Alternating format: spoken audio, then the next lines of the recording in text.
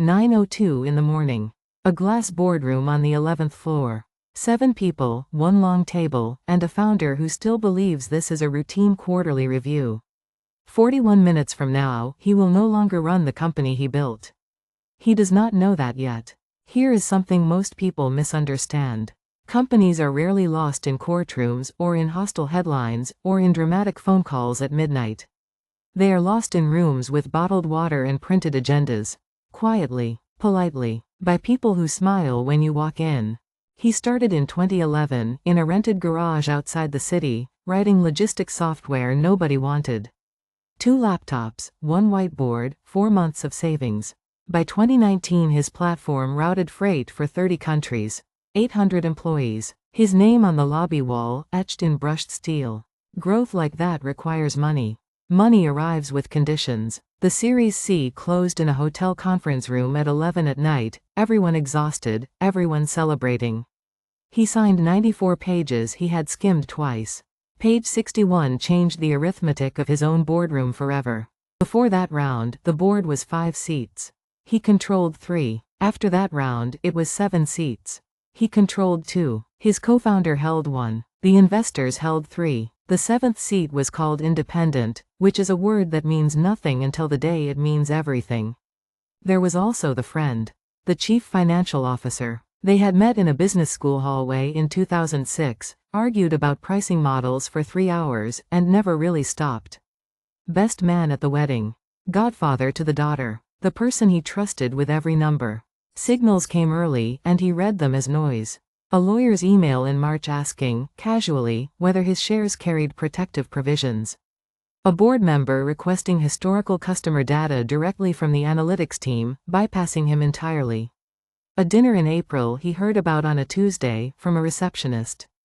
In 2020, during a cash crunch, he had done something reasonable. He collapsed his dual-class shares into common stock to reassure a new investor.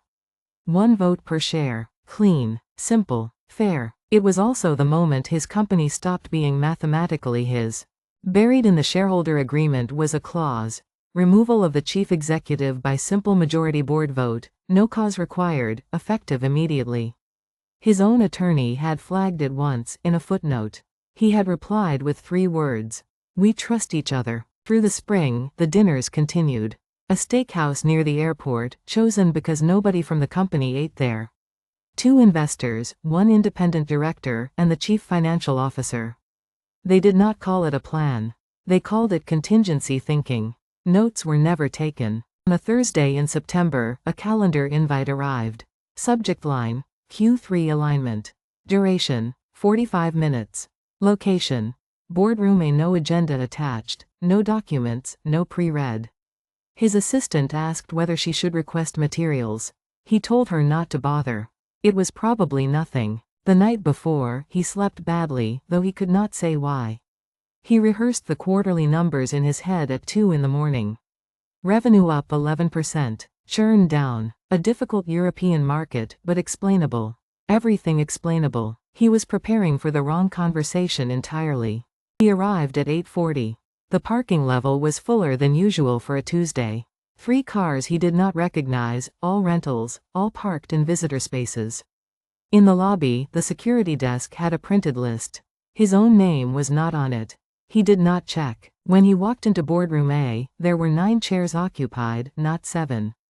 An outside employment attorney sat near the door. Beside her, a woman from a corporate communications firm, laptop already open. Nobody introduced them. Someone slid a coffee toward him. The door was closed from the inside. Minute 4. The lead investor thanks him for his years of service. Past tense, delivered so smoothly that half the room misses it. A slide deck appears on the screen. Title, Governance Review. 22 pages. He has never seen a single one of them. Minute 9. The numbers he memorized appear, but rearranged. Revenue growth shown against burn rate. Hiring shown against churn. Nothing false, nothing fabricated. Simply the same year told as a decline instead of a climb. Data does not lie. Framing does the lying for it. Minute 14. A compliance matter. 11 months earlier, an enterprise client's data had been stored in the wrong regional server for 9 days. It was found internally, fixed internally, disclosed to the client, and closed. On page 17 it is called an unreported regulatory exposure. Minute 17. A memo appears from an anonymous employee, describing an aggressive culture and a chief executive who overrides objections. 4 paragraphs. No name, no date, no verification. The independent director says the word liability twice.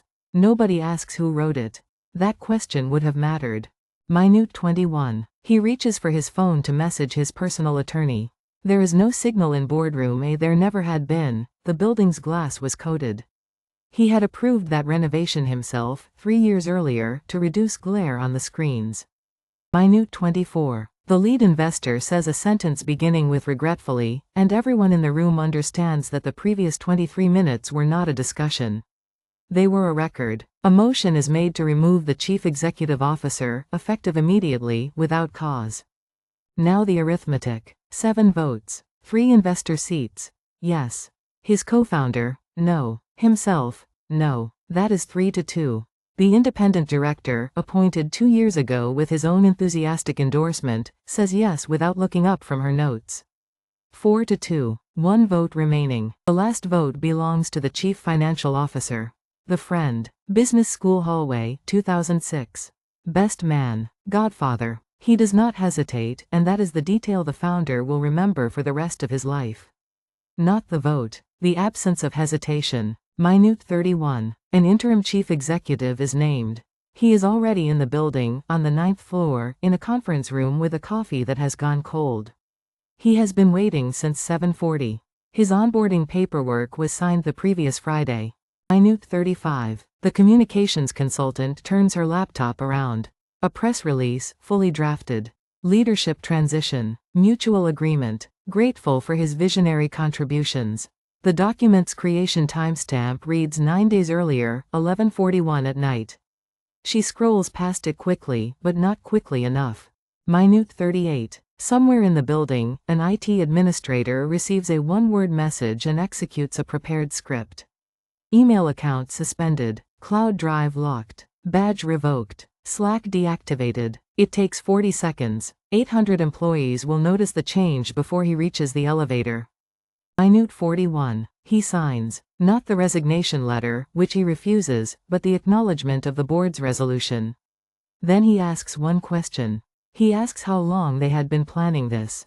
Nobody answers. The lawyer says the meeting is adjourned. It is 9:43. He is escorted to his office by a security officer named Marcus, who had worked there 4 years and once fixed the founder's car battery in the rain. Marcus apologizes twice. The box contains a photograph, a phone charger, and a whiteboard marker from the garage. 10:15, the press release goes out. At 10:16, the all-hands email lands in 800 inboxes. The stock, thinly traded, drops 6%, then recovers by Thursday. On the internal message board, someone posts a single question mark. It is deleted within 4 minutes.